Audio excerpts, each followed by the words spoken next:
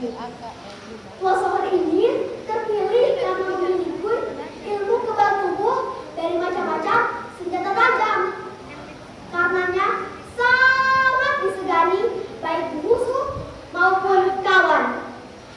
Keberadaan Pelosokon sebagai petinggi di Sangatta sekitar tahun 1920. Asal-usul nama Sangatta itu sendiri adalah nama seekor raja buaya yang berkeliling di sepanjang sungai Sangatta. Buaya ini adalah buaya janjanian. Dia memiliki rumah yang luas, megah, yang terbuat dari kayu ulin dan bangkis. Pas sekali raja buaya itu jatuh cinta pada seorang anak gadis yang ada di kampung itu. Raja buaya lalu mengubah wujudnya, yang awalnya menjadi buaya berubah menjadi manusia yang rupawan. Raja buaya lalu melamar gadis itu dan diterima. Terjadilah pesta pernikahan yang berlangsung dengan ramai sekali. Pihak perempuan sama sekali tidak tahu asal-usul lelaki yang ternyata adalah seekor buaya janjanian. Setiap habis berkumpul, sang raja buaya membawa istrinya pulang ke rumahnya di pedalaman sungai.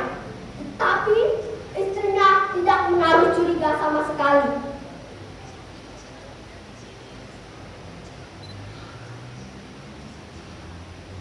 Sudah beberapa hari lalu, si istri berdiam di pondok itu. Tersadar, ternyata selama ini suaminya itu adalah buaya janjanian. Si istri lalu hampir takutan. Si istri mencari-cari kesempatan untuk melarikan diri. Pas ada kesempatan, si istri melarikan diri, naik perahu, pulang ke kampungnya.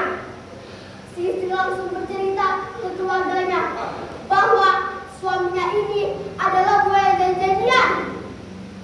Tidak beberapa lama, si suaminya membawa istrinya pulang ke rumahnya. Namun istrinya tidak mau pulang. Sang raja buaya lalu sakit hati, lalu marah sekali. Sang raja buaya bersama pasukannya menyerang orang kampung. Segala orang yang didapatinya dibantainya habis-habisan. Korban dari masyarakat kampung banyak berbagian. Masyarakat kampung yang melawan buaya janjanian itu akhirnya kelelahan, letih, dan akhirnya menyerah pada sang raja buaya